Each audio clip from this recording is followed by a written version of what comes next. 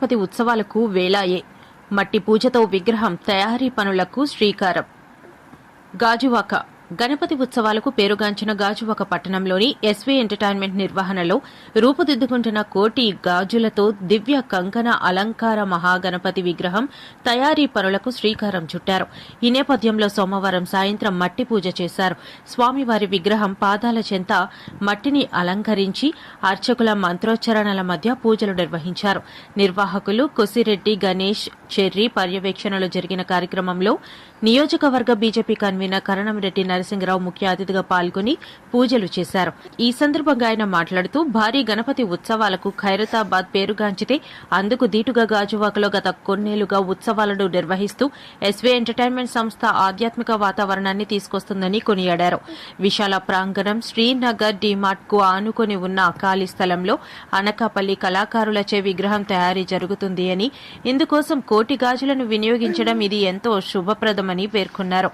ఉత్సవాల నిర్వహణతో గాజువాక ఖ్యాతి ప్రపంచానికే తెలియచెప్పేలా నిర్వాహకులు ఏర్పాటు చేస్తున్నారని అన్నారు.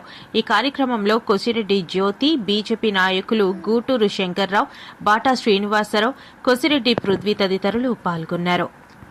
గాజువాక గణేష్ ఉత్సవ కమిటీ చైర్మన్ శ్రీ కొసిరెడ్డి గణేష్ గారి ఆధ్వర్యంలో ప్రతి సంవత్సరం మాదిరిగా ఈ సంవత్సరం కూడా గాజువాకలో 117 అడుగుల భారీ గణనాథుడిని నెలకొల్పనున్నారు. వచ్చే నెల 14వ తేదీన వినాయక చవితి రోజు మరి భక్తులందరూ కూడా దర్శనమివ్వనున్నారు. ఇప్పటికే విగ్రహం ఒక రూపం వచ్చింది. పూర్తిగా లోపల అంతా కూడా వెదురు, అదేవిధంగా పాదాలు ముఖం మట్టితో తయారు చేస్తారు.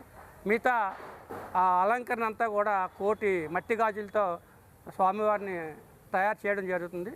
దీనికి కళాకారులు గత 2 నెలలుగా ప్రతిరోజు సుమారు 30 మంది కళాకారులు ఈ యొక్క పందిరి వేయడానికి, మండపం వేయడానికి, అదేవిధంగా విగ్రహం తయారు చేయడానికి కళాకారులు అనకాపల్లి నుంచి, అదేవిధంగా బెంగాల్ నుంచి కూడా వచ్చి ఇక్కడ పనిచేస్తున్నారు.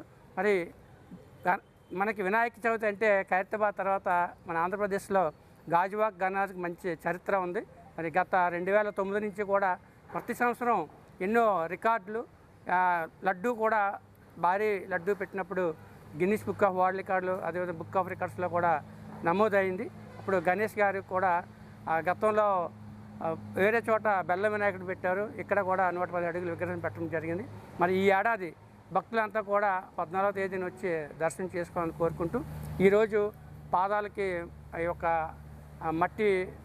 మట్టితో పూజ చేసి ఈరోజు మట్టితో అక్కడ పనులు కూడా శిల్పి ప్రారంభించారు. ఈ పూజలో మా బీజేపీ సీనియర్ నాయకులు శ్రీ బాటా శ్రీనివాస్ గారు, అదేవిధంగా కొత్త గాజువాక మండల ఇన్ఛార్జ్ గారు శ్రీ గుటూరు శంకర్రావు గారు, మా లక్ష్మీ సిస్టర్ గారు, మిగతా పెద్దలంతా పాల్గొన్నారు. అందరికీ పేరు పేరున ధన్యవాదాలు. శ్రీ గణేష ప్రతి సంవత్సరం మన గాజువాకలో జరుపుకునే గణేశోత్సవాలు అందరికీ తెలిసిన విషయమే.